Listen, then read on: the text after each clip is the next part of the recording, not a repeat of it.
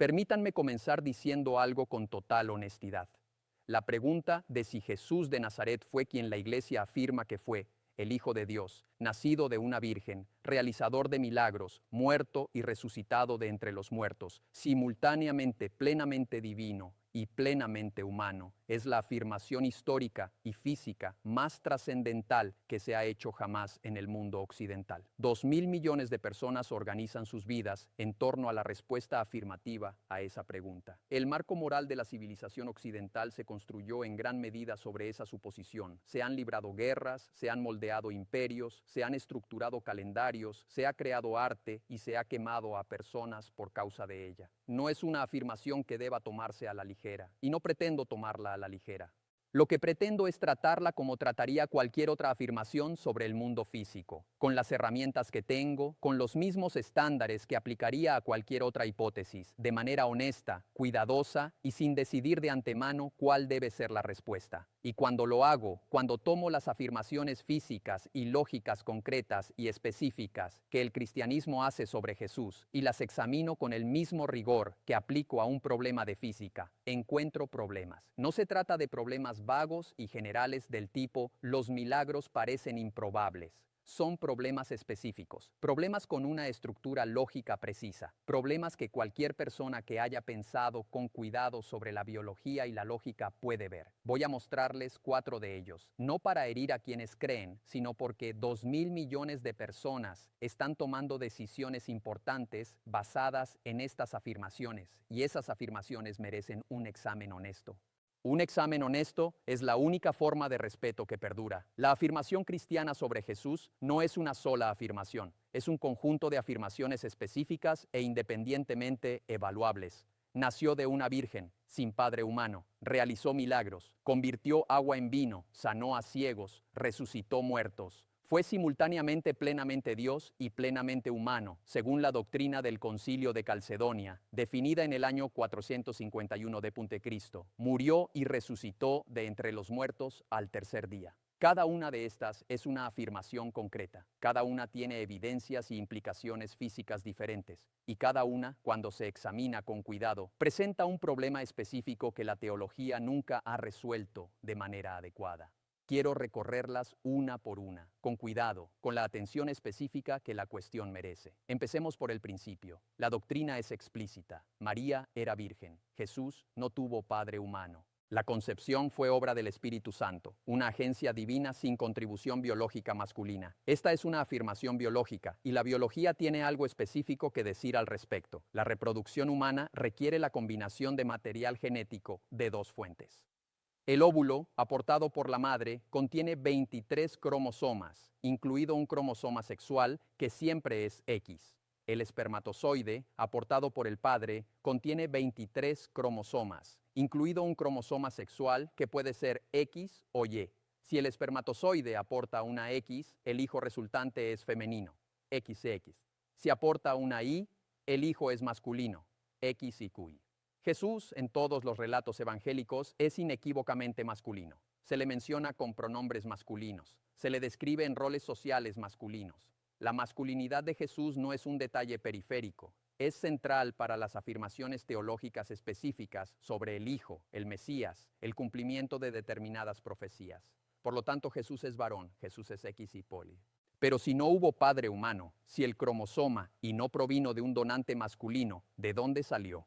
El proceso por el cual las hembras se reproducen ocasionalmente sin contribución masculina se llama partenogénesis. Ocurre en algunas especies de lagartos, peces, tiburones y aves. Sin embargo, no ocurre en condiciones naturales en los mamíferos. Y aquí está la razón biológica específica. La partenogénesis en mamíferos produce descendencia con solo cromosomas X, porque el óvulo siempre aporta una X y no hay espermatozoide que aporte una Y. La descendencia producida por partenogénesis es siempre femenina, siempre. La única forma biológica de producir un hijo varón a partir de una mujer sin un contribuyente masculino es introducir un cromosoma y por algún mecanismo sintetizarlo de la nada, insertarlo externamente en el óvulo, algo. La Iglesia dice que el Espíritu Santo lo logró. Esa es una posible respuesta. Dios puede hacer cualquier cosa, incluyendo introducir un cromosoma y sin un varón humano. Pero aquí está el problema con esa respuesta. Concede que se requirió un milagro, no solo para la concepción misma, sino específicamente para la composición cromosómica del hijo resultante. Y un milagro requiere un mecanismo. El cromosoma Y que Jesús tenía, la secuencia real de nucleótidos del cromosoma y en sus células, tuvo que provenir de alguna parte. La materia no aparece de la nada. El material genético no aparece de la nada. O bien Dios sintetizó un cromosoma y de novo, creando nueva materia. O bien Dios utilizó material de un cromosoma y existente de algún lugar. Ninguna de estas opciones está especificada por la doctrina. Ninguna es consistente con lo que sabemos sobre cómo se forman los cromosomas. El nacimiento virginal de un hijo varón requiere no uno, sino dos milagros. La concepción sin esperma masculino y el origen del cromosoma, y que normalmente habría proporcionado el espermatozoide. La teología dice que Dios lo logró. La biología pregunta, ¿cómo? ¿Cuál fue el mecanismo? ¿De dónde vino el cromosoma Y? El silencio ante esa pregunta no es un misterio, es un mecanismo no especificado para un evento físico afirmado. Y los mecanismos no especificados para eventos físicos no son explicaciones. Quiero hablar de cómo piensa un físico sobre la evidencia de afirmaciones inusuales. El marco es obra de Thomas Bayes, un ministro del siglo XVIII que, irónicamente, desarrolló el marco matemático que termina causando tantos problemas a las afirmaciones religiosas. El razonamiento bayesiano dice que la probabilidad de que una afirmación sea verdadera, dada la evidencia, depende de dos cosas. Primera, ¿qué tan probable es que veamos esta evidencia si la afirmación fuera verdadera? Segunda, ¿qué tan probable era que creyéramos que la afirmación era verdadera antes de ver la evidencia, nuestra probabilidad previa? Ambas cosas importan enormemente. Esto es relevante para Jesús. La afirmación es que un hombre en la Palestina del siglo I realizó milagros, convirtió agua en vino, sanó a ciegos, resucitó muertos, caminó sobre el agua, murió y luego resucitó físicamente de entre los muertos 3 días después. ¿Cuál es la probabilidad previa de esta afirmación? En toda la historia registrada de la humanidad, miles de millones de personas, miles de años, no existe ningún caso confirmado de una persona que resucitara de entre los muertos después de 3 días. No existe ningún caso confirmado de agua convertida en vino por un acto de voluntad. No existe ningún caso confirmado de resurrección física documentada, verificada y reproducible. La probabilidad previa de que ocurra cualquiera de estos eventos, basada en toda la evidencia disponible, es extremadamente baja. No cero, no afirmo que sean lógicamente imposibles en aislamiento, pero muy baja. Esto es lo que Hume señalaba cuando dijo que los milagros, por definición, son violaciones de las leyes naturales y que la evidencia de cualquier milagro debe superar la evidencia muy fuerte de que las leyes naturales se mantienen de manera consistente. Para que los milagros de Jesús sean creíbles, la evidencia de ellos debe ser extraordinariamente fuerte, lo suficientemente fuerte como para superar la probabilidad previa muy baja. ¿Cuál es la evidencia? Los 4 evangelios. Marcos, escrito aproximadamente entre los años 65-70 d.C.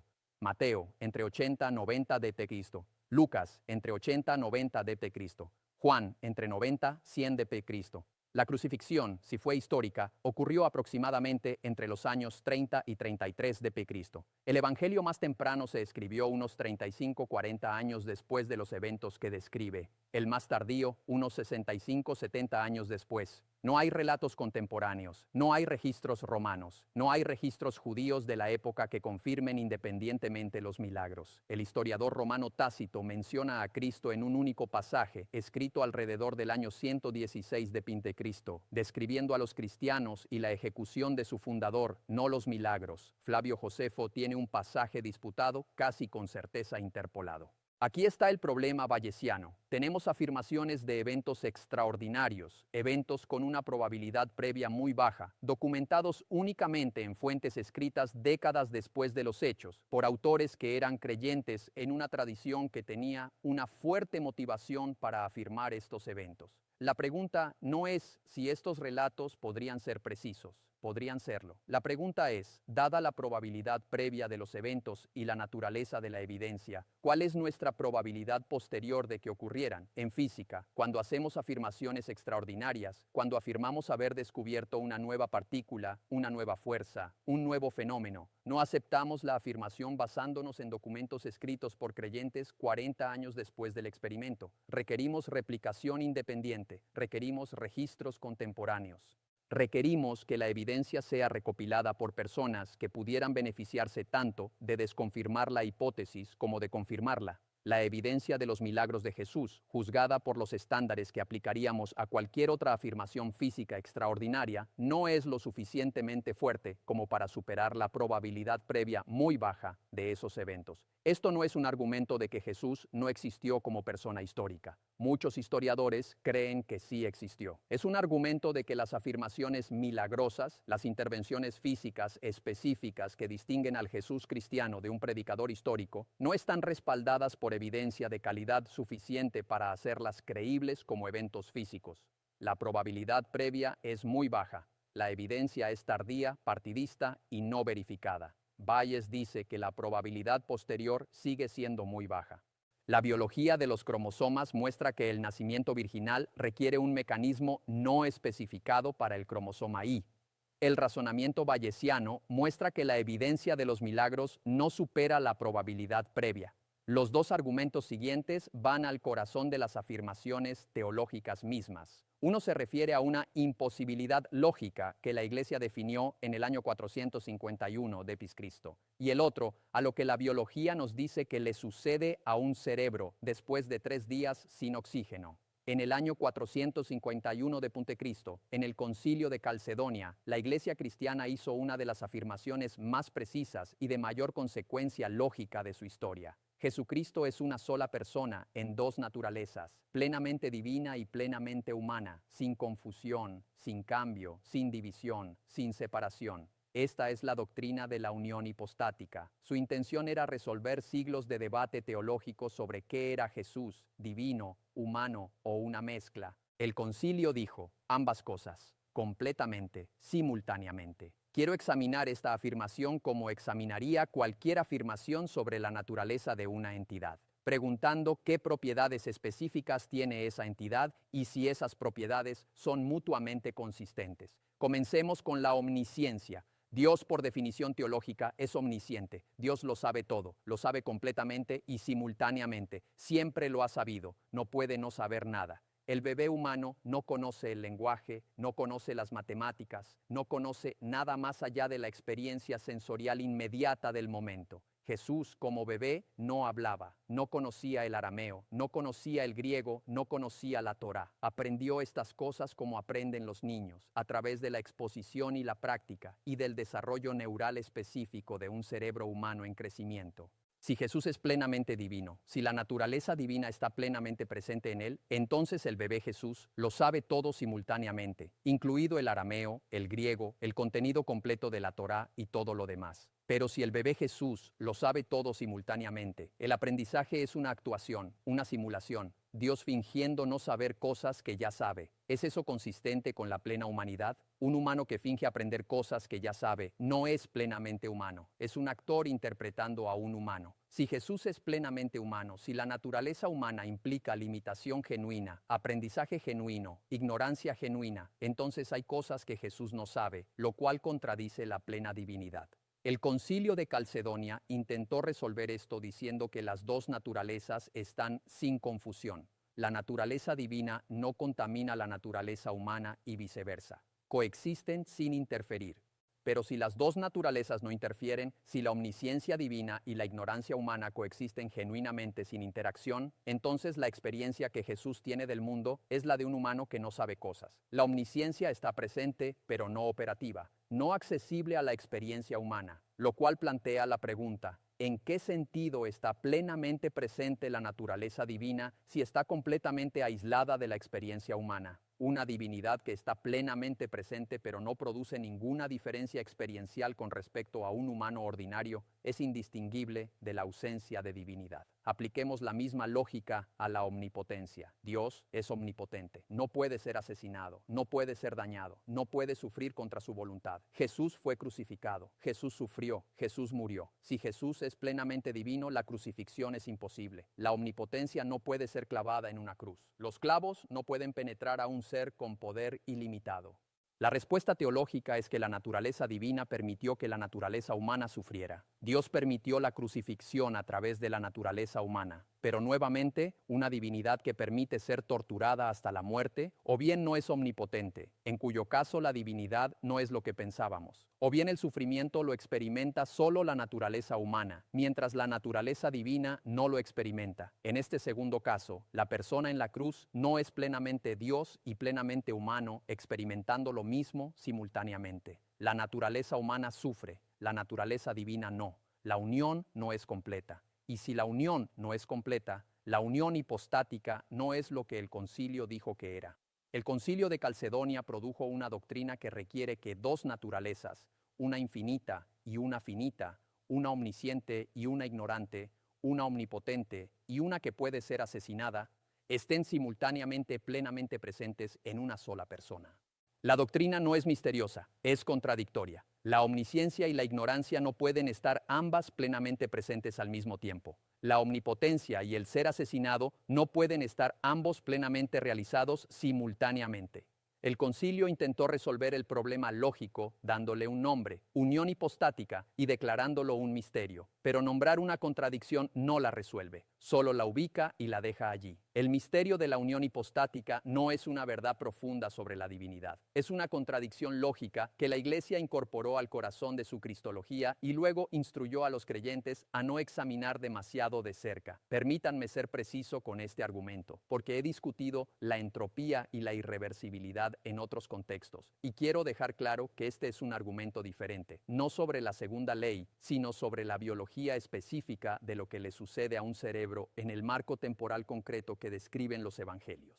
Jesús murió un viernes, fue sepultado y resucitó el domingo. 3 días, o según el relato evangélico, aproximadamente entre 36 y 40 horas entre la muerte y el descubrimiento de la tumba vacía. ¿Qué le sucede a un cerebro humano en 36 a 40 horas sin oxígeno ni flujo sanguíneo? En los primeros 4 a 6 minutos, tras un paro cardíaco sin reanimación, comienza el daño irreversible en las neuronas de la corteza cerebral. Las neuronas son extremadamente sensibles a la privación de oxígeno. Requieren apoyo metabólico constante. Sin él, comienzan a morir. No solo dejan de funcionar temporalmente, mueren. La maquinaria celular se descompone, se liberan enzimas que digieren los propios componentes de las células. El proceso se llama autólisis y comienza en minutos. A las 36 horas, el cerebro no está en un estado de función suspendida, está en un estado avanzado de descomposición. Las neuronas que codificaban recuerdos, personalidad, lenguaje e identidad han sufrido daños estructurales irreversibles. Las proteínas que constituían las conexiones sinápticas, el sustrato físico de todo lo que hacía que esa persona fuera quien era, se han degradado. ¿Cuál era el estado del cuerpo de Jesús cuando fue colocado en la tumba? Los relatos evangélicos son consistentes. Se confirmó que estaba muerto. Un soldado le atravesó el costado con una lanza. Salió sangre y agua, lo que la medicina moderna interpreta como consistente con la muerte, la separación de componentes sanguíneos tras un paro cardíaco. El cuerpo estaba muerto, y en un clima cálido como el de Oriente Medio en primavera, el proceso de descomposición avanza rápidamente. La temperatura corporal desciende a la ambiental en pocas horas. Comienzan los procesos bacterianos. La descomposición celular irreversible se acelera. La afirmación de la resurrección dice que 36 horas o más después de la muerte, bajo estas condiciones, el cuerpo no solo fue revivido, sino restaurado a un estado capaz de interacción física, conversación, comer pescado y ser tocado. No solo se reinició el corazón, el cerebro estaba funcional, los recuerdos estaban intactos, la personalidad estaba presente, el lenguaje estaba operativo, las heridas estaban presentes, pero la curación era suficiente para caminar y hablar. ¿Qué dice la biología del tejido neural al respecto. Después de 36 horas sin oxígeno, las neuronas específicas que codificaban recuerdos, personalidad y lenguaje no solo han dejado de funcionar, han sufrido daños estructurales irreversibles. Las proteínas celulares se han degradado. Las conexiones sinápticas que almacenaban información han sido destruidas físicamente. Para que una resurrección produjera un Jesús funcional, uno que pudiera conversar, recordar, enseñar y ser reconocido, se requeriría no solo el reinicio de un sistema biológico, sino la reversión de procesos químicos irreversibles, el reensamblaje de proteínas degradadas, la restauración de estructuras celulares destruidas. Esto no es un argumento termodinámico sobre la entropía en general, es un argumento específico sobre la química concreta del tejido neural bajo las condiciones específicas descritas. Las condiciones descritas en los evangelios son incompatibles con el estado biológico de la persona descrita en las apariciones de la resurrección. O bien, la muerte por crucifixión no fue completa, lo cual contradice el relato evangélico. O bien el cuerpo que apareció a los discípulos no se encontraba en el estado biológico, que producirían 36 horas o más de muerte, lo cual requiere la reversión de procesos químicos irreversibles específicos. La teología dice, Dios los revirtió. La omnipotencia puede revertir procesos químicos. Y no puedo decir que eso sea imposible. No puedo descartar la intervención divina en la química. Lo que sí puedo decir es que la afirmación Dios revirtió procesos químicos irreversibles específicos en el tejido neural después de 36 horas es una afirmación extraordinaria. Requiere la violación de todo lo que sabemos sobre la química de la descomposición biológica. Y la evidencia para ello, documentos escritos 40 a 70 años después por creyentes, no es evidencia extraordinaria. Las afirmaciones extraordinarias requieren evidencia extraordinaria. Lo que tenemos es evidencia ordinaria para una afirmación extraordinaria. Quiero detenerme aquí y decir algo que creo que importa. La cuestión de Jesús no es como la pregunta de si existe el flogisto o si existe el éter luminífero. Esas preguntas no tenían peso humano. Nadie organizaba su vida en torno al flogisto. 2.000 millones de personas organizan sus vidas en torno a las afirmaciones específicas que acabo de examinar. Encuentran significado en ellas. Encuentran comunidad, estructura moral, consuelo en el duelo, coraje en el sufrimiento. No soy indiferente a eso. Sé lo que cuesta mirar algo que ha dado significado a las personas y descubrir que sus fundamentos físicos y lógicos específicos no se sostienen. Y quiero ser honesto. Los argumentos que he hecho sobre cromosomas, probabilidades bayesianas, la unión hipostática y la descomposición neural no tocan la cuestión de lo que la historia de Jesús significa para las personas. No tocan las enseñanzas morales atribuidas a Jesús, que contienen sabiduría real. No tocan la experiencia de comunidad y trascendencia que produce la práctica religiosa. Lo que tocan son las afirmaciones físicas, históricas y lógicas específicas. El nacimiento virginal como evento biológico, los milagros como intervenciones físicas, la unión hipostática como descripción coherente de una persona, la resurrección como reversión de la descomposición biológica. Esas son las afirmaciones específicas que he examinado. Y esas afirmaciones específicas tienen los problemas que he descrito. Me resulta genuinamente difícil decir esto con claridad. No porque esté inseguro del análisis, no lo estoy, sino porque sé que para muchas personas estas afirmaciones no son periféricas, son la estructura sobre la que se construye el significado. Y sé cómo se siente cuando una estructura en la que has confiado resulta tener fallas. No digo esto para quitarle nada a nadie. Lo digo porque creo que el enfoque honesto ante la cuestión, el que respeta tanto la pregunta como a las personas que la hacen, es examinarla con claridad y reportar lo que el examen encuentra. Y lo que encuentra es lo que he descrito. Aquí está lo que creo que sobrevive al examen. Y quiero decirlo con claridad porque no quiero que el argumento sea malinterpretado. Las afirmaciones físicas específicas sobre Jesús, nacimiento virginal, milagros, unión hipostática, resurrección corporal, tienen los problemas que he descrito. La biología no respalda el nacimiento virginal de un hijo varón sin una fuente de cromosoma YT.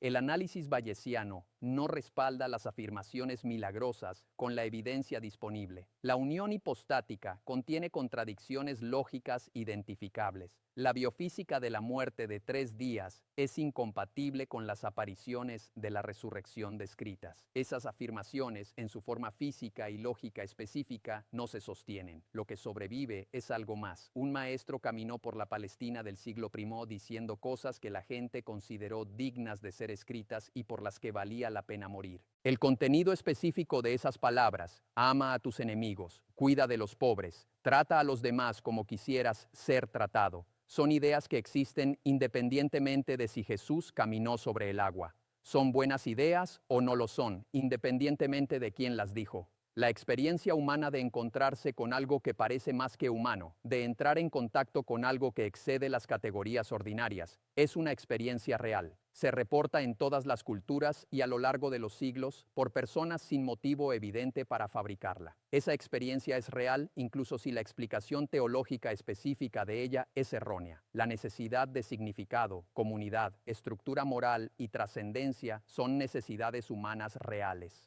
No desaparecen si las afirmaciones históricas y físicas específicas sobre Jesús resultan falsas.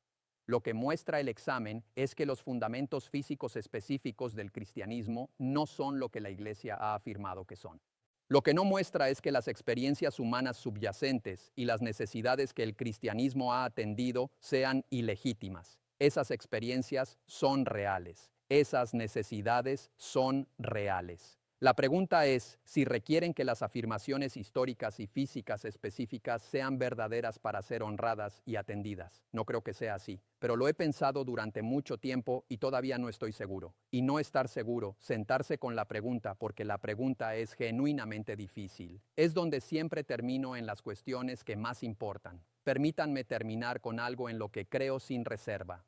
Las afirmaciones sobre el mundo físico, sobre qué sucedió, cuándo, cómo y cuál es la constitución física de una entidad, están sujetas al mismo estándar de evidencia independientemente de quién las haga. No un estándar diferente porque la afirmación sea antigua, no un estándar diferente porque miles de millones de personas la crean, no un estándar diferente porque quienes la hacen son sinceros. El mismo estándar, el que pregunta, ¿cuál es la probabilidad previa de este evento? ¿Cuál es la calidad de la evidencia? ¿Supera la evidencia a la probabilidad previa? ¿Son internamente consistentes las afirmaciones lógicas?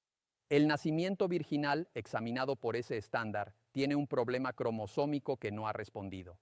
Los milagros, examinados por ese estándar, tienen un problema de evidencia que no han respondido. La unión hipostática, examinada por ese estándar, tiene una contradicción lógica que no ha respondido. La resurrección, examinada por ese estándar, tiene un problema de biofísica que no ha respondido. No diseñé ese estándar para atacar al cristianismo. Lo aplico a todo, a mi propio trabajo primero, con más dureza y rigor, a la física que amo, a las conclusiones que deseo que sean verdaderas. El estándar no se mueve. El problema no es que Jesús fuera extraordinario. El problema es que las afirmaciones extraordinarias requieren evidencia extraordinaria. Y lo que tenemos es evidencia ordinaria para una afirmación extraordinaria. Eso no es un argumento contra la esperanza, el significado o la necesidad humana de algo más grande que nosotros mismos. Es un argumento a favor de la honestidad. Y la honestidad es el único fundamento que conozco que perdura.